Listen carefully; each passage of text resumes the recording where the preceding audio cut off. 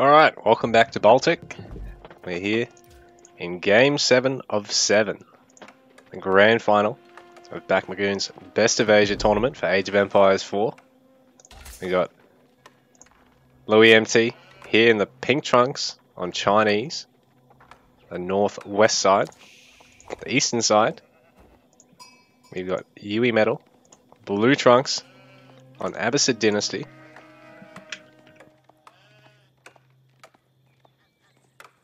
Both our players going for the docks. Got access to deep water fish as well as shore fish. So shore fish are actually slightly slower, and deep water fish actually regenerate over time as well in increments of I think 50 food. So they played Mongolian Heights earlier in the series. Obviously we're trying to get shoreline fishing done then, but the beauty of a map like this with deep water fish, if you can keep hold of water economy, you are going to keep it for the rest of the game, not just for the next 10 to 15 minutes. So players are going to be looking to secure this integral part of the map. Probably see a mix of archer, springled and explosive ships. So the archer ships are just nice, easy, cheap harass to try and kill fishing boats on one another. Springled ships are actually your big heavy hitters. And then, yeah, explosive boats, you know, they're what can really turn fights around. Because if you can get them to connect into more than one warship, they are extremely cost effective. And they're 160 resources, sorry, versus 240 for your small ships, your archer ships, or pretty hefty 320 resources. You know, bearing in mind individual knights or camel archers in Age 2 only cost 240 resources, so every war junk is basically 1.5 knights. And every archer ship, you know, it's basically 1 knight. And explosive junks, you know, only 2/3 of a knight, basically, is the way to put it. I don't know, I base all of my cost understanding in Age 2 on how does it stack up compared to the cost of the most expensive land unit, you know, in terms of relative to other land units, relative to other military options like, you know, ships or even Age 3 siege that you're going to have out fairly quickly. There is a good number of sheep on this map as well, considering that half of it's covered by water. So I don't really understand what all the hand-wringing about the sheep count on Mongolian Heights was, considering there's actually a lot less water economy, particularly in the late game. And our players still have 2 hunts each, 3 sets of berries each, so all other resources on the map are the same. And I believe this is actually just as much land to cover, even though there's more water for your scouts.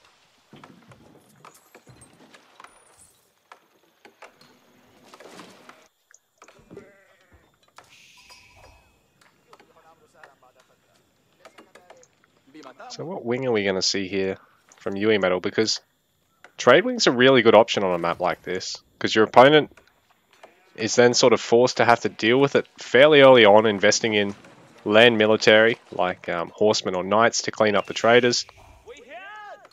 You know, you get them pretty much straight off the bat as you hit Age 2, and you can pretty much just focus on trying to win the water from there, while still having an eco ramp trick up your sleeve from those 3 traders. Like, it doesn't sound like much, but a map like this they're going to get, you know, close to 150 resources on a trip. In fact, they might even get more if you go to the furthermost corner trade post from where you're chucking down your House of Wisdom.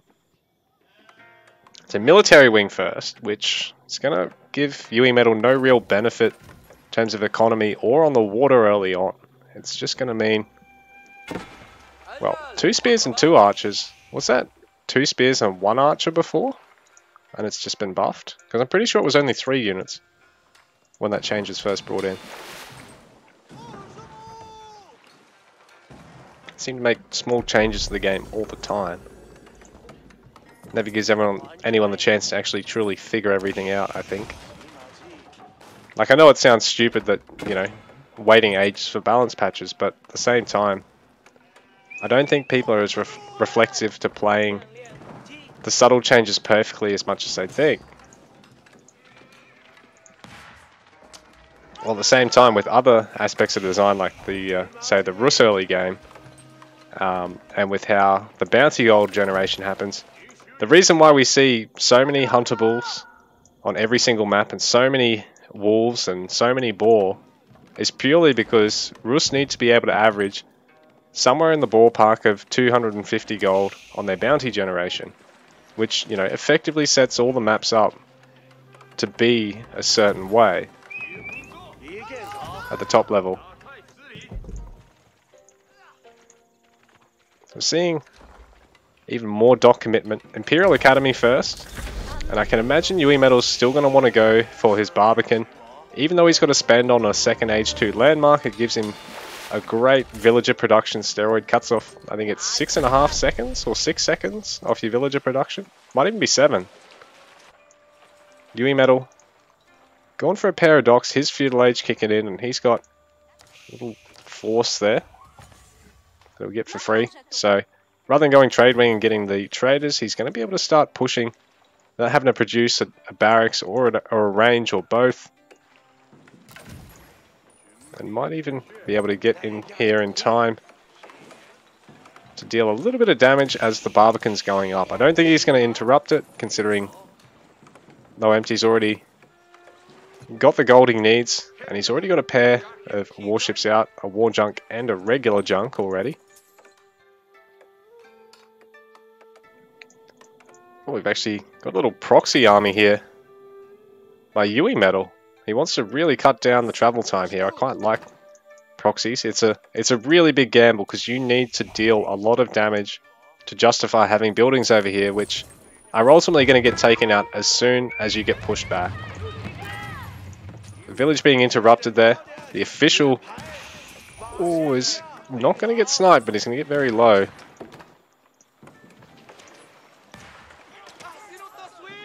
So Louis not able to get the gold generation he really wants. I mean, the gold gathering he really wants, but he can always move over to this gold vein. He's actually collecting as much of the tax from the docks as he can. Really going to want to collect as much out of this one as possible. Look at it. It's 70 gold almost just sitting there waiting. Louis, careful to not take too much damage across any single villager here. His own town centre. Being Chinese, going to hit quite hard. I think it's about 3 times the damage of the regular town centre attack before you start garrisoning stuff in it, and then the gap really does close quite a bit.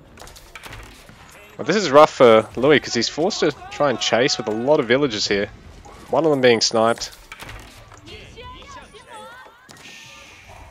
going to pick off another one.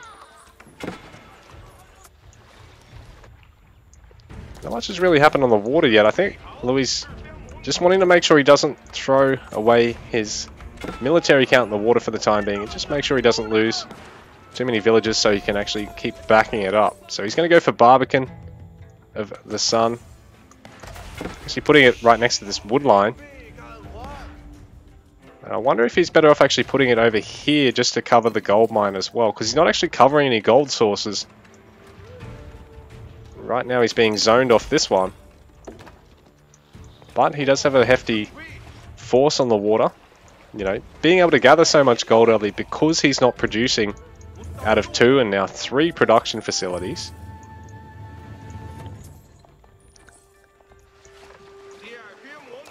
Must have had an engagement on the water here because one of those ships is a little bit low. So Yui's really applying the pressure here.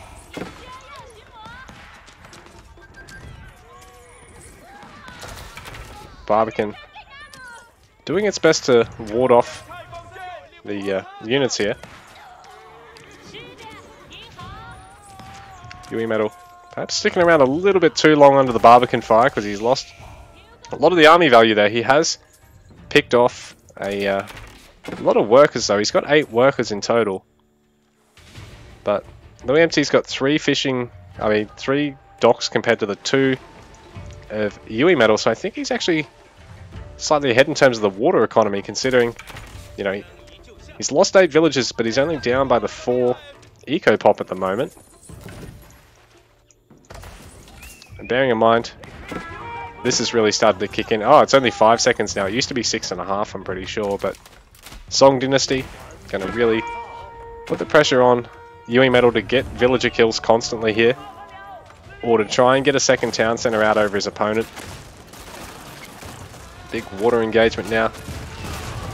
Things haven't really drifted into explosive ship territory just yet, although I think, yeah, we're about to start seeing it. Because once our players both get to these masses of about 4 or 5 warships, maybe even more, 5 to 7 warships, it becomes a good idea to actually throw in an explosive ship or 2. B-Metal's really eager to see this proxy pay off and get as many of these low villages to go to an early grave here.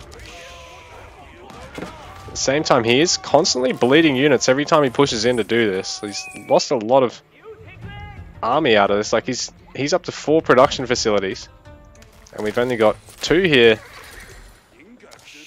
for Louis Empty, and Louis Empty is actually up in terms of the overall army size. I think the water might play a small part in this, considering he's already got 9 warships of different sorts in total.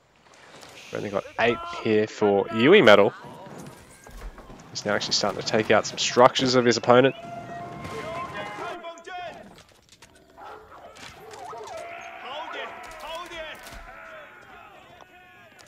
Now Louis Empty is looking to just try and push his opponent. Maybe try and take out one of the docks, or at least force his opponent to have to commit to naval arrow slits to save them, or invest in even more.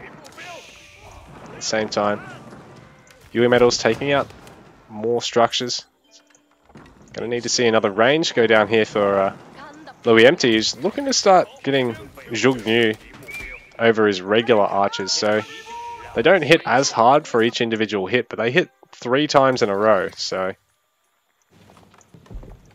they end up being a lot more effective against horsemen and knights than just your normal tier 1 range units are. Obviously crossbows are even better against knights and that sort of thing, but they're more expensive and you can't get them till age 3. Yui Metal's crept ahead in the army population, looking to try his luck once again. Bearing in mind, Louis Empty is really chopping his way through here. It'd be hard to protect these villages if the archers come and stand over here. They'll be nice and safe outside the Barbican range.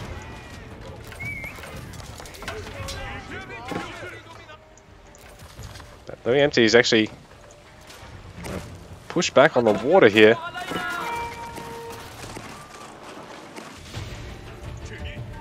And he hasn't quite yet hit that gold mine, but the pressure situation could really reverse quite quickly here. We have a bunch of villagers trying to help out in that fight. Louis Empty actually probably over rallying villagers slightly there. But he's held on for now. He's done a great job at holding on. He is down on the worker population though to Yui Metal. It's quite rough, considering as Song Dynasty China, you ideally want to be always ahead on your economy count.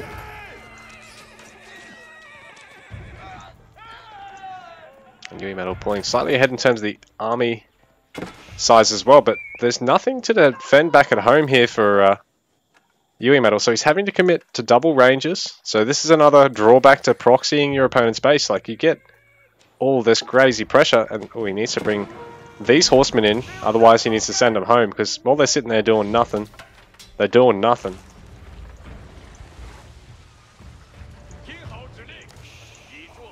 Haven't actually been able to keep tabs on the engagements while there's been demo ships either, which is a bit of a shame, because it really... demolition ships is what makes water gameplay in Age of Empires games special, man.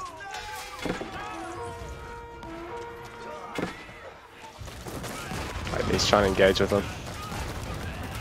Not quite able to get the hits he wants there, though. He does get one warship, but it's not really worth 3 demo ships, I don't think. Nice harass here by Yui Metal, but there are a couple of Zhugnu back here to defend. And Horsemen, not the best of actual damage output. Not like Knights, it's going to take a number of hits for them to take out villages. Looks like that official gets sniped. They are a little bit pricey, but bearing in mind at this point, Louis doesn't have to sacrifice train time out of the town centre to make them. Only just got to queue them up in the academy at this point. But losing a pair of them is not great because it does slow down the actual gathering. Because those guys have a nice gather speed boost at the empowered facility. I mean, a nice drop-off boost at the facility being dropped off at that they're empowering. A lot of idlers here for Yui. This isn't great for him. Oh, well, actually, let's take that back. He's chopped through there. It's probably not such a big deal. He would have had to move anyway. But at the same time, Blacksmith's under a bit of threat. Unit count's actually favouring Louis Empty there, while he's still also pushing over at this wood line.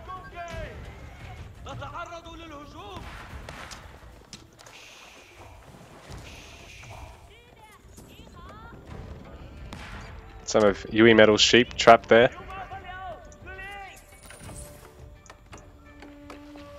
But this is great for Louis MT and not so good for Yui Metal because it's like 45 villages all exposed. A lot of low ones as well in the mix. Oh. Yui Metal's also pressuring a lot of villages, but there's a number of Zhugnu and a couple of melee units as well to ward off the attackers there.